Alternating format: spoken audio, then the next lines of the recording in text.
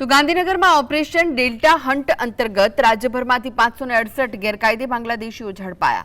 ગુજરાત પોલીસની અલગ અલગ ટીમો દ્વારા વહેલી સવાર સુધી રાજ્યવ્યાપી મેગા સર્ચ ઓપરેશન ચાલી રહ્યું છે। કુલ 568 ગેરકાયદે નાગરિકોની ધરપકડ કરાઈ, જેમાં 172 પુરુષો, 282 મહિલા અને 114 બાળકો સામેલ છે। ગેરકાયદે ઘૂસણખોરી કરનારાઓ સામે આગામી સમયમાં પણ આવી જ કડક કાર્યવાહી ચાલુ રહેશે। તમામ જિલ્લાઓમાં શંકાસ્પદ વિસ્તારોમાં પોલીસનું સઘન સર્ચ ઓપરેશન હજુ પણ યથાવત છે। ઝડપાયેલા લોકો સામે કાયદેસરની કડક કાર્યવાહી થઈ રહી છે। તો તમામ જિલ્લાઓમાં શંકાસ્પદ વિસ્તારોમાં પોલીસે હજુ પણ સઘન સર્ચ ઓપરેશન ચાલુ રાખ્યું છે। ઓપરેશન ડેલ્ટા હન્ટ અંતર્ગત રાજ્યભરમાંથી ગેરકાયદે બાંગ્લાદેશીઓને ઝડપવાની જે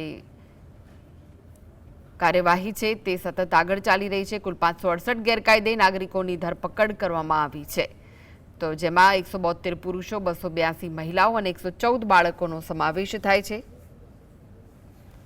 ગેરકાયદે ઘૂસણખોરી કરનારાઓ સામે આગામી સમયમાં પણ કડક કાર્યવાહી ચાલુ રહેશે। આ વિશે વધુ માહિતી માટે જોડાઈ ગયા છે સંવાદદાતા વિરેન્દ્રસિંહ ભાટી। વિરેન્દ્ર, શું છે વધુ વિગતો?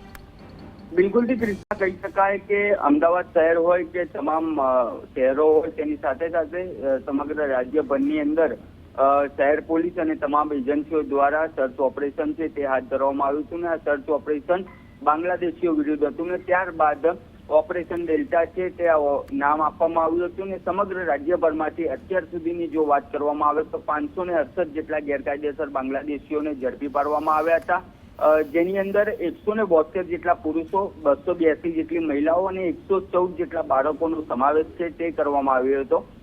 અત્યારે પણ તમામ શહેરની અંદર, તમામ જિલ્લાઓની અંદર સ્થાનિક પોલીસ હોય કે એજન્સીઓ હોય તેમના દ્વારા ઓપરેશન ડેલ્ટાનું મિશન છે તે ચલાવવામાં આવી રહ્યું છે। અત્યારે પણ કાર્યવાહી છે તે કરવામાં આવી રહી છે। તે સંદર્ભે જ 2 દિવસ અગાઉ પણ રાજ્યના જે નાયબ મુખ્યમંત્રી એટલે કે ઉપમુખ્યમંત્રી હર્ષ સંઘવી છે તેમના દ્વારા પણ કહેવામાં આવ્યું હતું કે કોઈ પણ ઘૂસણખોરોને છોડવામાં નહીં આવે। તેની સાથે સાથે ગઈકાલે અમદાવાદ ક્રાઇમ બ્રાન્ચના જે એડિશનલ કમિશનર છે શરદ સિંઘલ, તેમના દ્વારા માહિતી આપવામાં આવી હતી અને જે અમદાવાદ શહેરની અંદર આ ઓપરેશન ડેલ્ટા ચલાવવામાં આવ્યું છે તે ઓપરેશનની અંદર કડકમાં કડક કાર્યવાહી છે તે કરવામાં આવી છે। તમામ શંકમંદ લોકોની અટકાયત છે તે કરવામાં આવી છે। તદુપરાંત જો વાત કરવામાં આવે તો જે આ બાંગ્લાદેશી છે તેમના દ્વારા બનાવટી દસ્તાવેજો છે જે મળી આવ્યા હતા, તેની અંદર આધાર કાર્ડ સહિતના ડોક્યુમેન્ટ હતા અને કયા એજન્ટો દ્વારા તેમને આ ડોક્યુમેન્ટ બનાવી આપવામાં આવતા હતા તે દિશામાં આવી છે અને આ જે ઝડપાયેલા લોકો છે તેમની સામે કડકમાં કડક કાર્યવાહી કરવામાં આવશે અને તમામ જે ગેરકાયદેસર વસવાટ કરતા જે બાંગ્લાદેશીઓ છે તેમને ડિપોર્ટ કરવામાં આવશે। કૃષ્ણા, આભાર વિરેન્દ્ર માહિતી આપવા માટે।